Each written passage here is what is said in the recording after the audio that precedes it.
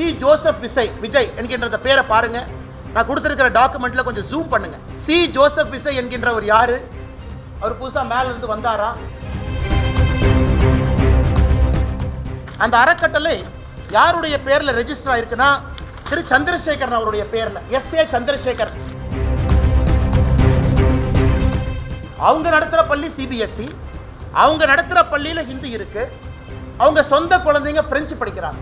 அன்பில் மகேஷ் பொய்யாமொழியினுடைய சொந்த குழந்தை பிரெஞ்சு மொழி படிக்கிறாங்க. இந்த அரசியல்வாதிகள் எந்த லட்சணத்தில் வெளியே வந்து அரசு பள்ளியில் இருக்கக்கூடிய மாணவர்கள் மட்டும் 2 மொழி படிக்க வேண்டும் என்று எந்த லட்சணத்தில் சொல்றாங்க?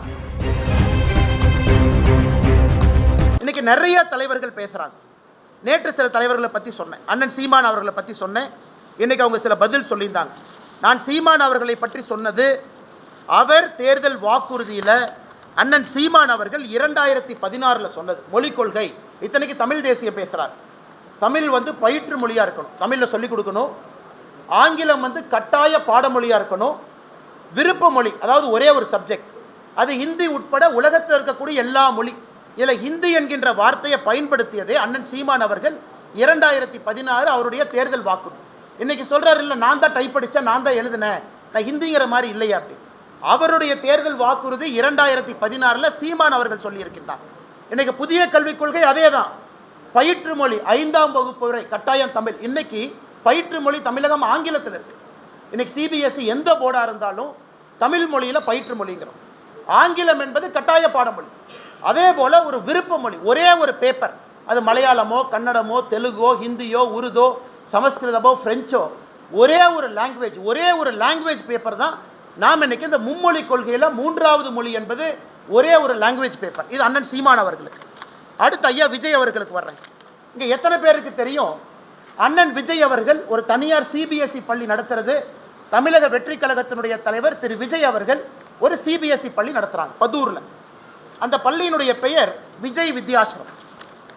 நடிகர் விஜய் அவர்கள் தமிழக வெற்றி கழகத்தினுடைய தலைவர் விஜய் வித்யாசிரம் என்கின்ற பள்ளி நடத்துகிறாங்க. சி ஜோசப் விஜய் என்கின்ற பேரை பாருங்க. நான் கொடுத்திருக்கிற டாக்குமெண்ட்ல கொஞ்சம் ஜூம் பண்ணுங்க. சி ஜோசப் விஜய் என்கின்றவர் யாரு? அவர் புதுசாக மேல இருந்து வந்தாரா? அவருடைய இடத்தை 35 ஆண்டுகள் 2017 2052 வரை திரு ஜோசப் விஜய் அவர்கள் அவருடைய இடத்தை ஒரு அறக்கட்டளைக்கு 35 ஆண்டு லீஸ் கொடுக்கிறார்.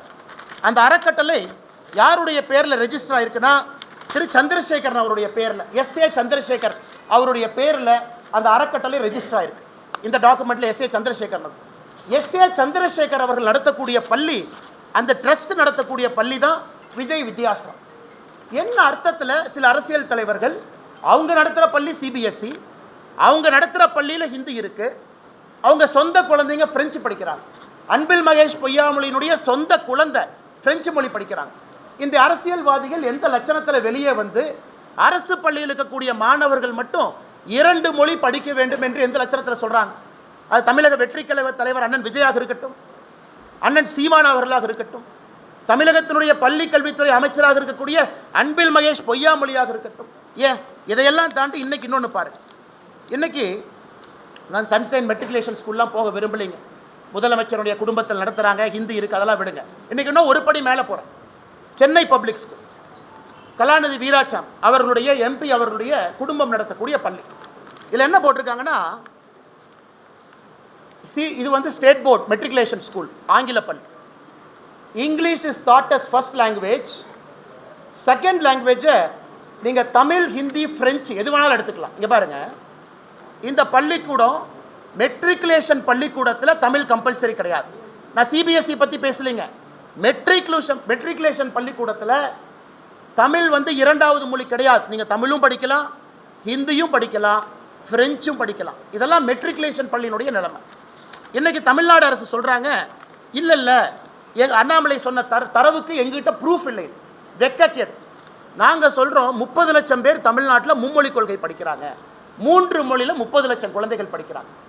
தமிழ்நாடு அரசு என்ன சொல்லணும்? இவ்வளவு டேட்டா இருக்குது, எம்எஸ் சாஃப்ட்வேர் கையில் இருக்குது. டேட்டா எடுத்து என்ன சொல்லணும்? பத்திரிகை நண்பர்கள்ட்ட 30 லட்சம் படிக்கிறாங்களா, 25 லட்சம் படிக்கிறாங்களா, 40 லட்சம் படிக்கிறாங்களா? அவங்ககிட்ட டேட்டா இருக்குது. தமிழ்நாட்டினுடைய எல்லா பள்ளியினுடைய டேட்டா இருக்குது. இன்றைக்கி தமிழ்நாடு அரசு சொல்கிறாங்க, இல்லை அவர் 30 லட்சம்னு சொன்னதுக்கு ப்ரூஃப் இல்லை, சரி, நான் 30 லட்சம் சொன்னதுக்கு ப்ரூஃப் இல்லைன்னா நீங்க ப்ரூஃப் கொடுங்க. நீங்க 10 லட்சம் சொல்றீங்களா, ப்ரூஃப் கொடுங்க. 20 லட்சம் கூட சொல்றீங்களா? ஒரு தமிழ்நாடு அரசு, இவ்வளவு பெரிய ஒரு அரசு, இத்தனை ஆயிரம் பேர் வேலை பார்க்குறாங்க, இத்தனை IAS அதிகாரிகள் இருக்கிறாங்க, உங்ககிட்ட 30 லட்சம் பேரா 20 லட்சம் பேரா மும்மொழி கொள்கையில் இருக்காங்க நீ மழுப்புறீங்கன்னா, 30 லட்சத்திற்கு மேல் தமிழ்நாட்டில் 3 மொழி படிக்கக்கூடிய மாணவர்கள் 30 லட்சம் பேருக்கு மேலே இருக்காங்க. நான் குறைவாகத்தான் 30 லட்சம் என்கின்ற வார்த்தையை பயன்படுத்தினேன். தனியார் பள்ளியில் படிக்கிறவங்க 56 லட்சம் என்று குறைவாக பயன்படுத்தினேன். BT அரசகுமார் தனியார் பள்ளி கூட்டமைப்பினுடைய தலைவர் 68 லட்சம்ங்கிற புள்ளி விவரம் கொடுக்குறார். அவர் 68 லட்சங்கிறார். நான் 68 லட்சம் கூட சொல்லிங்க, 56 லட்சங்கிற. 30 லட்சம் பேர் 3 மொழிங்கிறார். அதனால் தமிழ்நாடு அரசு வெள்ளை அறிக்கை கொடுக்கட்டும். எத்தனை பேர் 3 மொழி தமிழ்நாட்டில் படிக்கிறாங்கன்னு நம்ம பார்ப்போம்.